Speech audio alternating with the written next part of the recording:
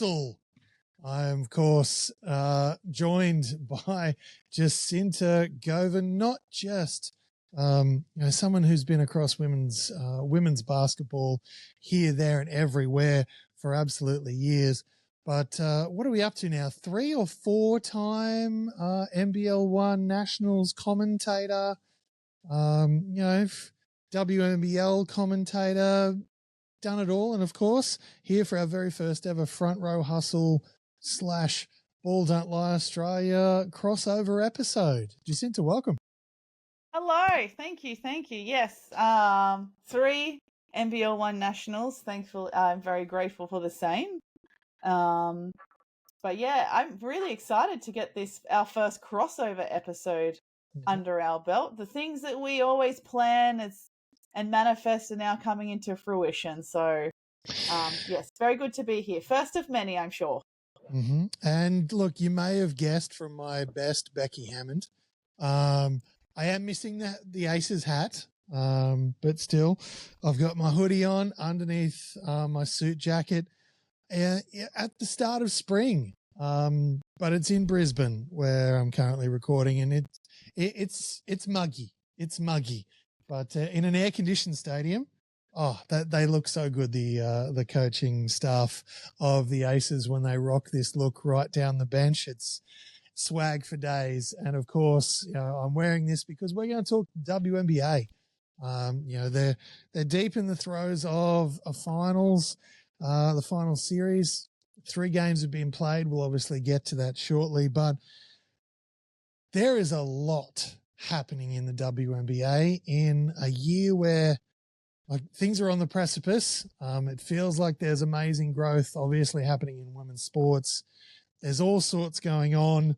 And at the end of the semifinals, one Fee Collier sort of sat down for an exit interview that I'm not sure the basketball world was quite ready for. I'm not sure certainly the press were quite ready for how much she was going to just, I was going to say open up, but it was more of a unload, Jacinta. Yeah, and credit to her as well to use that opportunity to offload how she truly felt, and I think she carried herself really well. She stayed as calm and as objective and as informative as possible. She didn't turn it into an opportunity for the press and for players to kind of feed on gossip or kind of salacious truths and putting the league into disrepute in that way. Instead, I think she was just trying to hold the powers that be a little bit more accountable and giving them a lot more insight into what's truly going on and what it's like for a player. And I guess also accidentally just highlighting how some of those commissioners or people in similar positions can be quite tone deaf to what's actually happening in the league they're supposed to be responsible for. So it was quite a milestone moment, I think, for the WNBA in its recent history, but particularly at this point in time where there are a lot more eyes on the WNBA and women in sport in general. The popularity of the sport in the league continues to grow. And yeah, I take my hat off to her. Yeah, look, and she was following on off the heels of course, Cheryl Reeve, who obviously came out and talked about the referees. But again, I watched that press conference and I walked away thinking, in that bit where she goes after the referees, she didn't necessarily actually go after them. She didn't name any of them by name. She didn't, she just talked about the crews in general. And I thought she did a fair job of just stating the case. Obviously there was, frustrations from her side and, went on to get a ban and a fine and a da-da-da-da-da for it. But I thought she really could have, I thought, especially after the tech foul, late at the game when she stepped in and da-da-da-da, but I really thought she was very clear. She was precise with her wordage. She was, at the same time, aggressive and trying to stand up for the league that she clearly cares about, but she wasn't just going to back down. And I thought they both did a a very good job in that sense. You know, they were deliberate in what they wanted to say. And yeah, look, it's been interesting afterwards. Of course, you know, on the back of Fee Collier, there's been a lot of, you know, things being said by, you know, the WNBA, you know, commish in that sense. She's basically come out and said, well, you know, with all due respect, da da da da, and then I didn't say those things, and it's like, well, you know, it can't be, it can't, you both can't be right. So, you know, that's why Fee's then walked away from, you know, these talks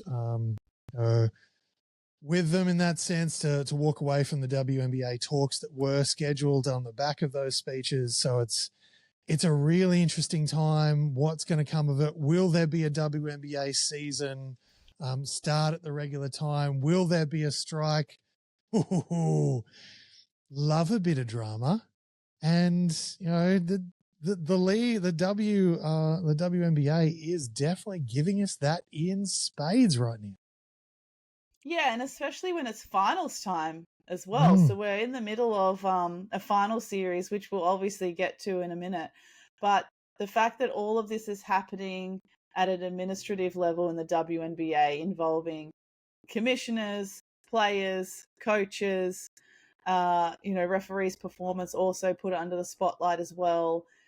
It's all happening at finals time as well. Usually we start to see these conversations and these issues more come to fruition in the off season, when everyone's kind of had their season, they've had their exit interviews, and now, hey, we've got to start focusing on the next one. It's all coming up straight away, which I think can be really great as well, because it's you kind of want to be proactive about this stuff if it's obviously so important. So you want to be proactive about it. You want to advocate for yourself. So why not just hurry up and get on with it? And I think the other frustrating thing as well, in terms of the dialogue between the likes of Nafisa and Kathy Engelbert, is that while they're having their counter arguments with each other in the press and not always with each other in the same room, I think what would help resolve some of the initial tensions between the two parties is that if the league as an association, and if Kathy Engelbert as the commissioner just took a little bit of responsibility and accountability to show some transparency as well.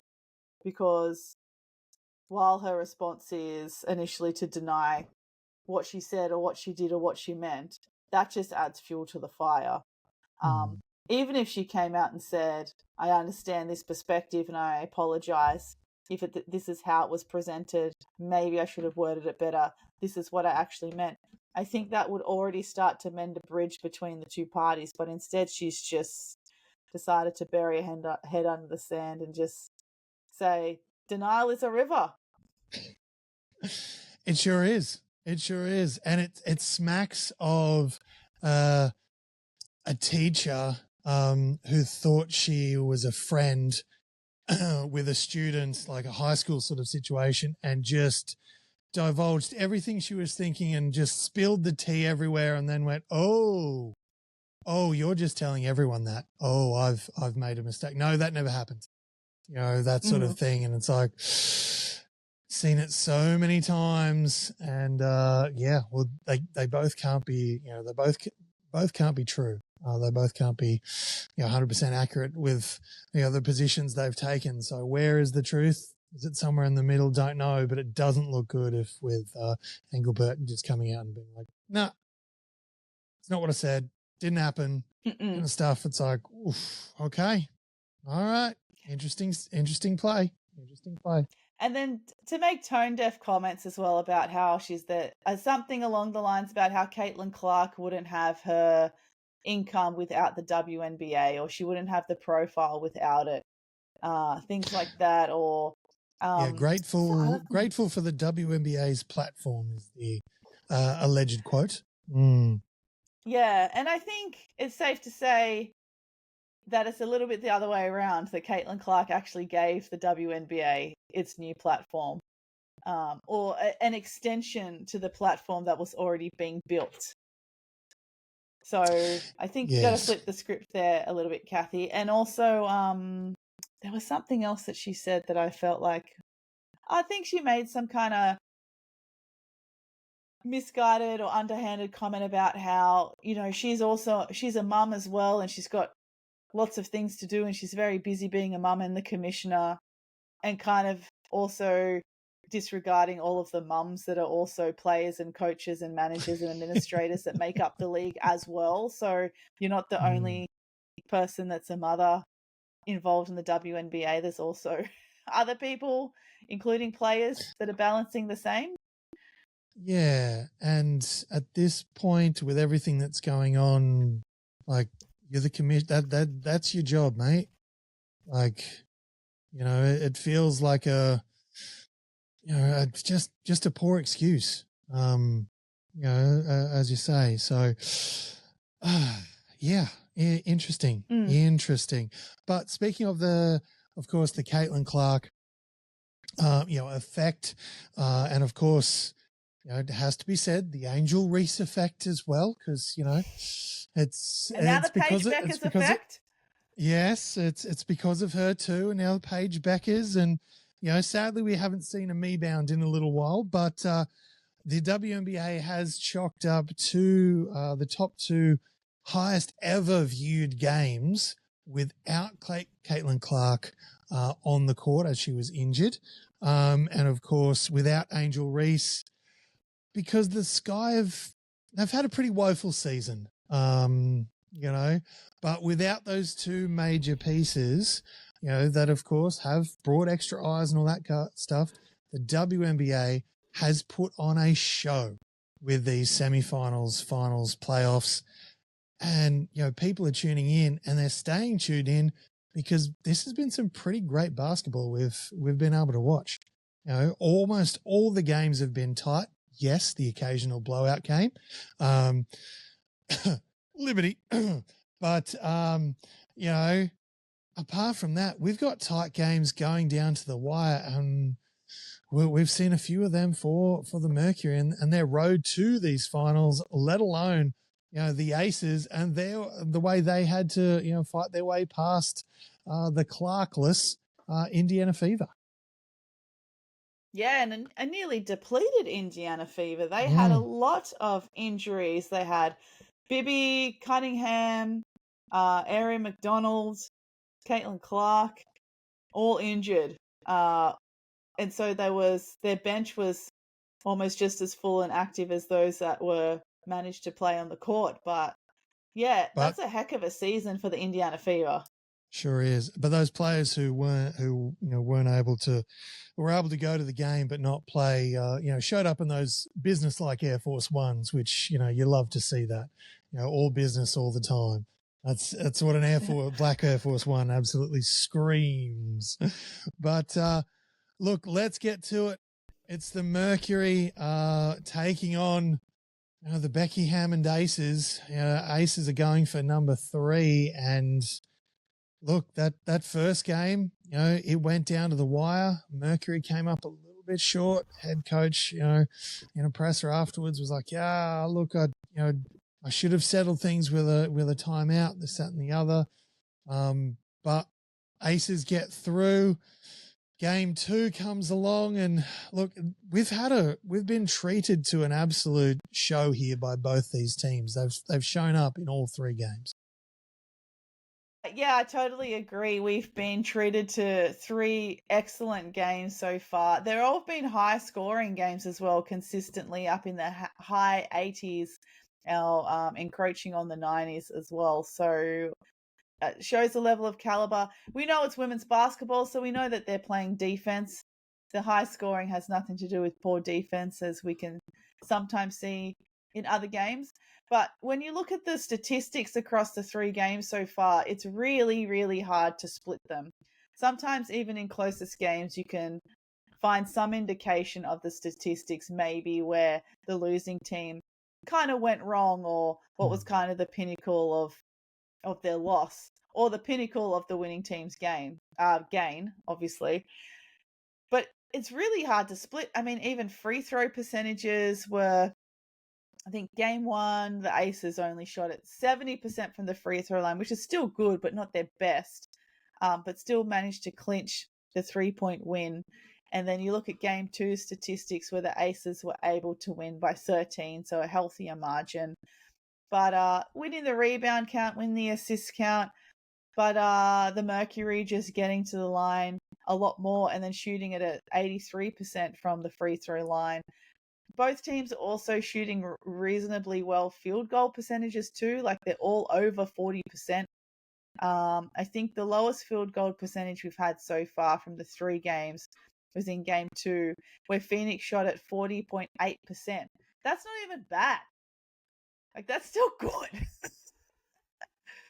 So we're really splitting hairs here about like of how the Aces are just winning these games. But I think it sometimes just comes to those X factor type of things that you can't put on a stat sheet. And before we started recording, we were talking about how well the Aces have been able to close out games. So even though the Mercury were really great at closing out the games in the semifinals, the Aces have been here in these situations so many times before in their short playing history under Becky Hammond and with this core roster. They just know how to get it done now. It's just part of their motor pathways of being able to close out games and win. Winning is just a part of them now. And you can't put that on a stat sheet. They just do it. Yeah, they do it. They just do it. Do it. Do it.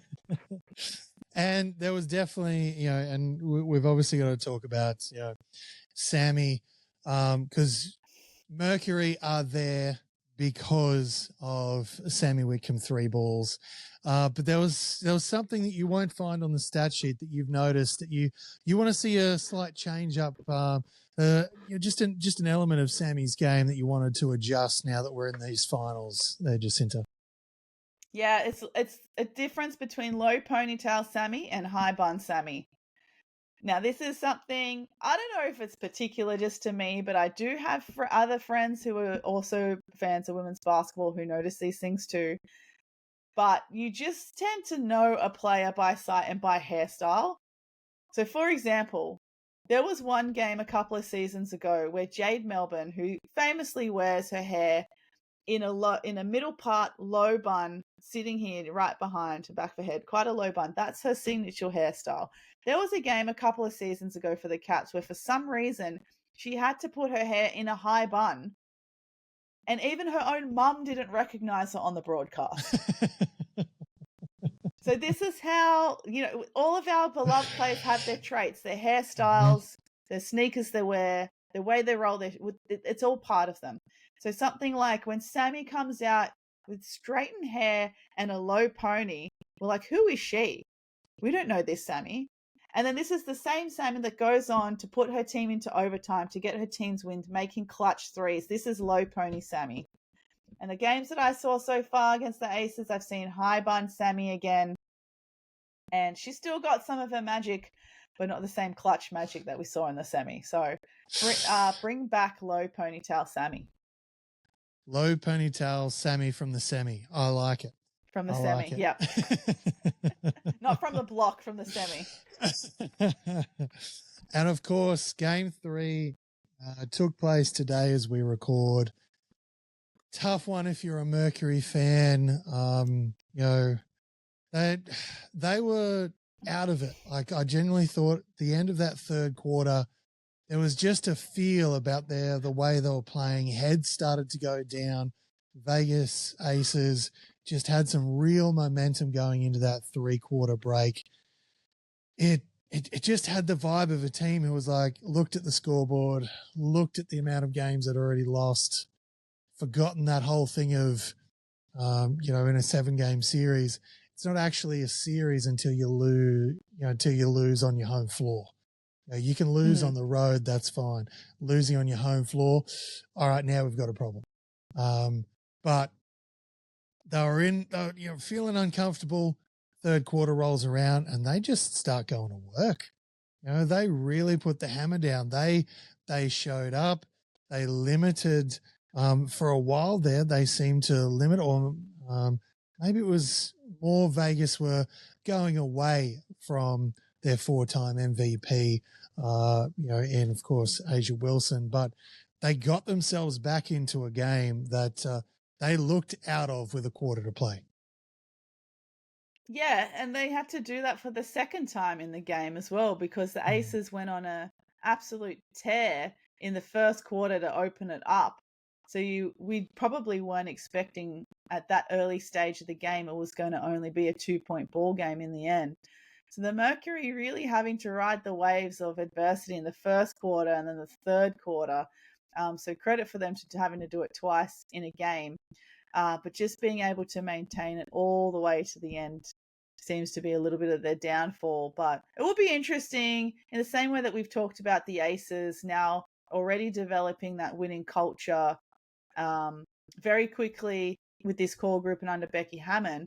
I mean, if the Mercury are able to hold on to some of these core players as well, now that they're kind of living through this winning history as well, overcoming adversity in the semis. I don't know if a lot of people would have picked the Mercury to be in the grand final either, and now they find themselves here. That's something that they can hold on to for seasons to come and instill that in their future roster players. So it's not all lost, but thinking long term. But thinking short term, they're in a pretty big hole here. It's gonna take. They've already done it twice in Game 3. Are they able to reproduce that in Game 4 to at least notch up a win? Yeah, look, Mercury have done an absolutely amazing job.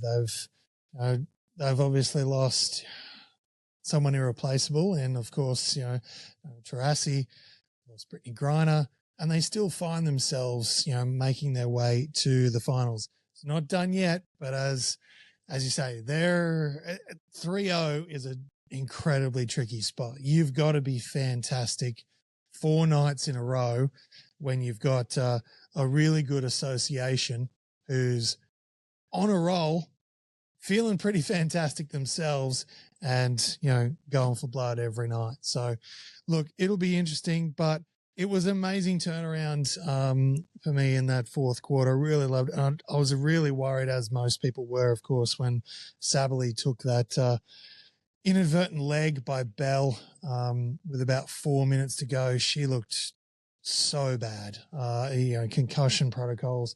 They helped her up, and then she went back down to the floor. It was like, oh, gee, it's just a really tough look. And it was one of those things too. It can really go either way for a team. They can really rally in that situation, or that can be the curtain call for the game. But they did the first thing, and they really rallied. They got close. It went down to literally with 5 seconds, well, technically with 12 seconds left, it was still tied up. 5 seconds left. Chelsea Gray's drive into the basket. Beck Hammond, absolute baller that she is, was like, no, Thompson's coming in coverage to double team. Give me a coach's timeout right now. And boom, sure enough, Gray lobbed something up, didn't go. And she put the ball in the hands of that 4-time MVP that we've talked about, Asia Wilson, who is just having herself not just a season, but a career. Like, it's at that point now where it's already an amazing career, and she just keeps adding to it. That bucket late was something absolutely impressive. Mercury still had a chance. Bonner threw it up. It hit the rim. Wasn't to be. Tough situation they find themselves in now. But again, I want to circle back and say it again. This WNBA playoffs has been absolutely fantastic.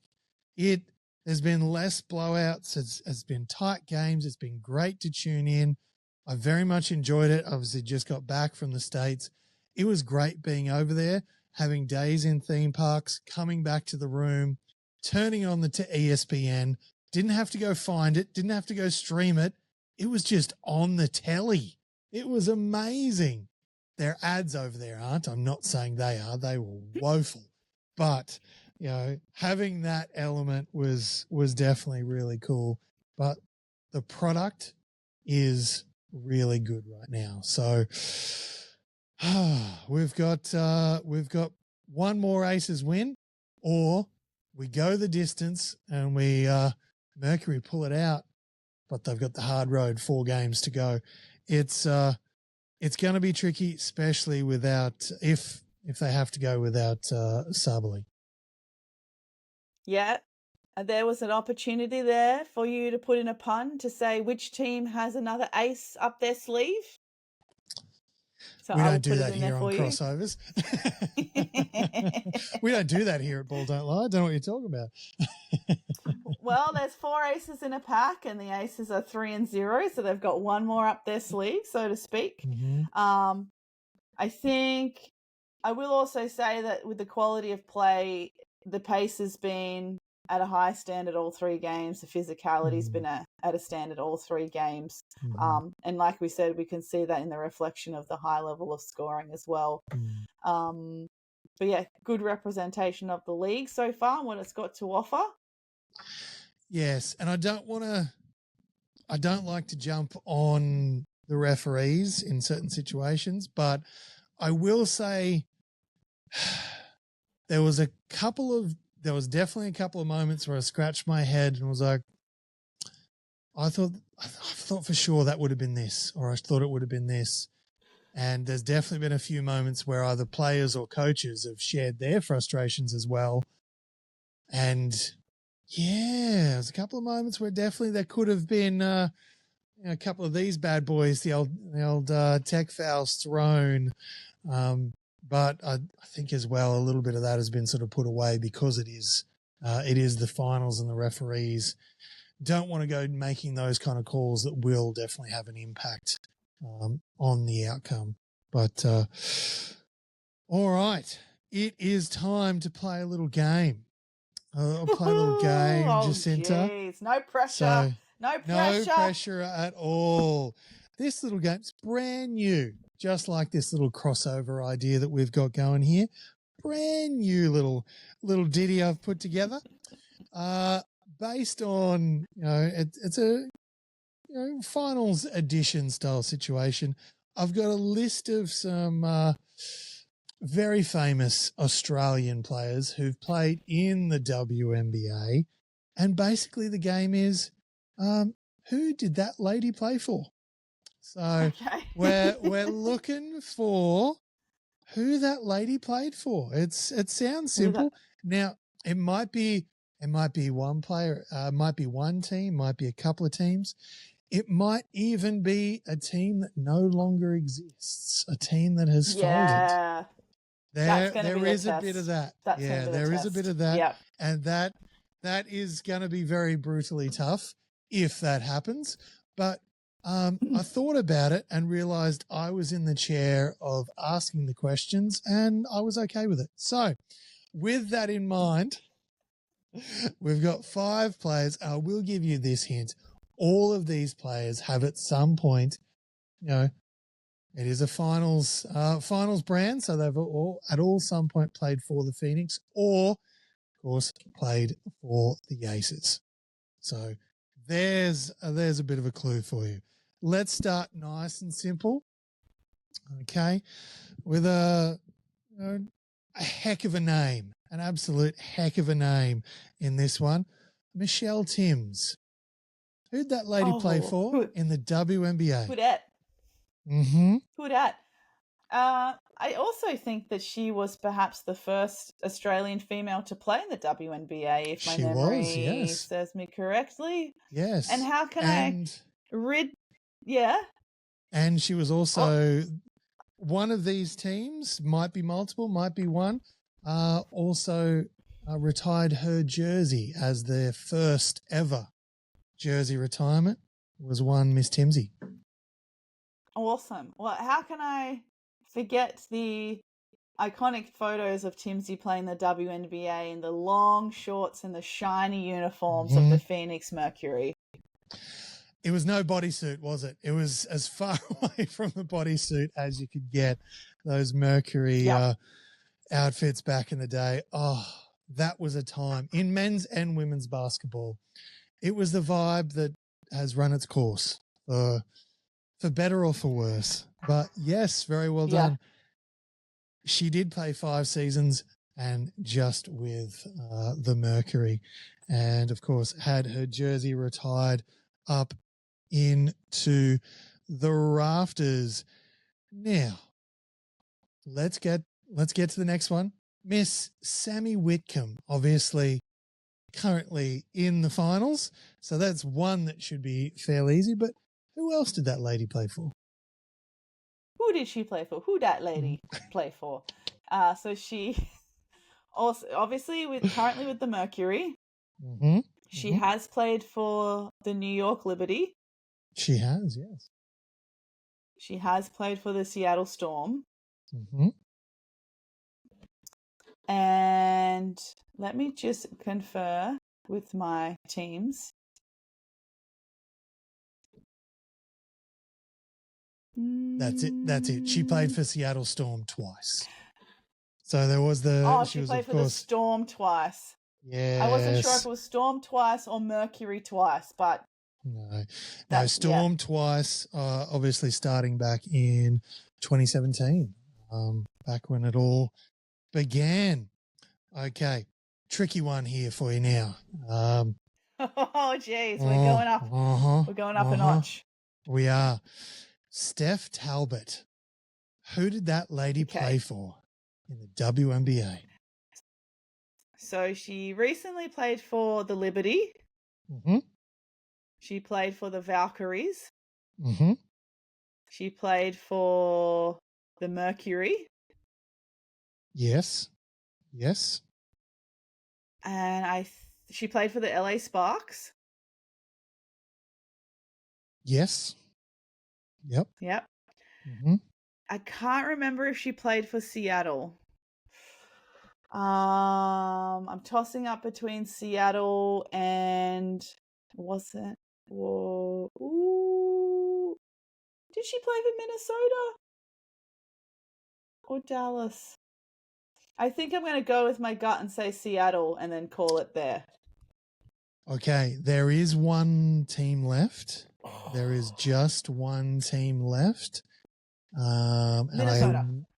Minnesota it is. Yes. Play for Mini yes. in 2019. Well done, you. Of course, LA Sparks in 2024.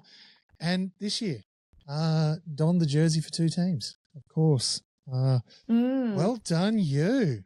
Okay. Gosh, I am quite surprised with myself that I have been able to retain this information that is only useful in situations like these. Mm-hmm. Okay. The next player, last player in our lovely little game here is a three-time All-Star, three-time WNBA champ, and two-time All-WNBA team were made by this player. One, Penelope Jane Taylor. Penny Taylor. My favorite player next to Steph Talbot. Well, then this should be nice Penny and easy. Played. Well, she also played for Phoenix Mercury. Mm-hmm.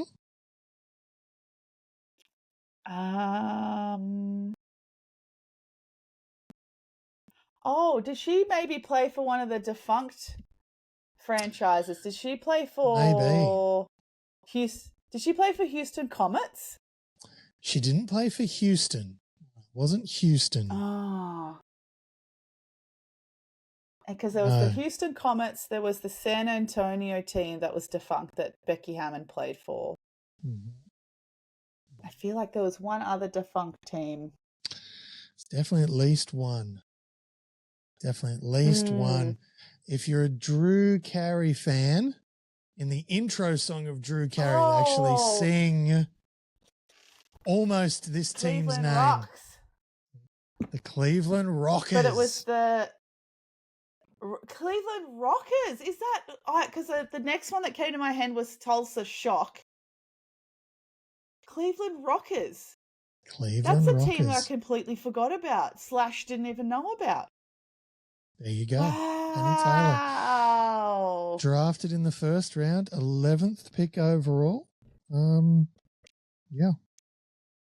Cleveland Rockers. Wow. And Cleveland Rockers, right? I need to go read my history books, Kim, because I forgot all about the Cleveland Rockers.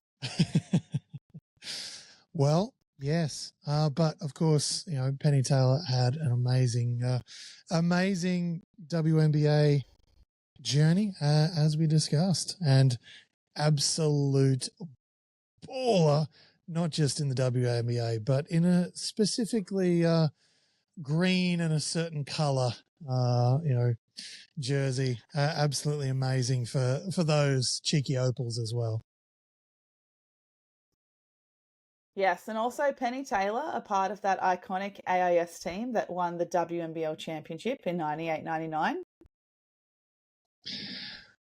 We could keep going with Penny Taylor facts all day. Oh, yes. Oh, yes. We could. But let's do that one as a different crossover episode. Mate, you have done incredibly well. Short of, I'm going to put an asterisk next to the Cleveland Rockers because there was a fair amount of clues to get you there. But every other team, every other player, you had extra details about the players. Well done. Well done. You survived the first ever round of Who That Lady Play For? WNBA edition. Who that lady? Well done. Play for. Thank you. That wasn't. I'm surprised. I'm still surprised with how well I was able to play that game. Yeah, I'm pretty stoked with that. Well done. Well done. All right, that does bring us to an end of our first ever crossover episode. Of course, Front Row Hustle and Ball Don't Lie Australia. And now I get to say these things for both our podcast and social pages, of course, as well.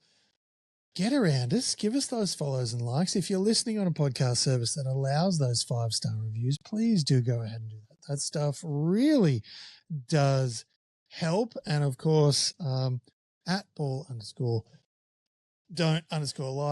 @_Australia is the Insta and social pages for Ball Don't Lie.